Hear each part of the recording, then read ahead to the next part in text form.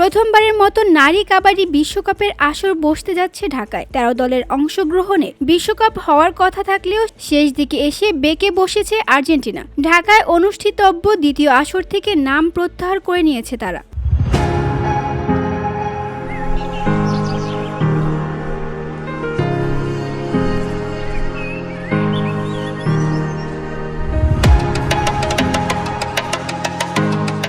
বাংলাদেশ কাবাডি ফেডারেশনের সাধারণ সম্পাদক এস.এম. নেওয়াজ সোহাগ বিষয়টি নিশ্চিত করেছেন। এস.এম. নেওয়াজ সোহাগ বলেন, আন্তর্জাতিক কাবাডি ফেডারেশন থেকে আমরা জেনেছি আর্জেন্টিনা নারী বিশ্বকাপে অংশগ্রহণ করছে না। স্বাগতিক হিসেবে আমরা আবাসন ও অন্য সুযোগ সুবিধা দিচ্ছি। যাতায়াতের বিষয়টি আন্তর্জাতিক কাবাডি ফেডারেশনের। হয়তো বিশ্বকাপে অংশগ্রহণ নিয়ে আন্তর্জাতিক কাবাডি ফেডারেশন ও আর্জেন্টিনার মধ্যে কোনো কিছু হয়েছে। আর্জেন্টিনা না আসায় অংশ নিচ্ছে 12 দেশ।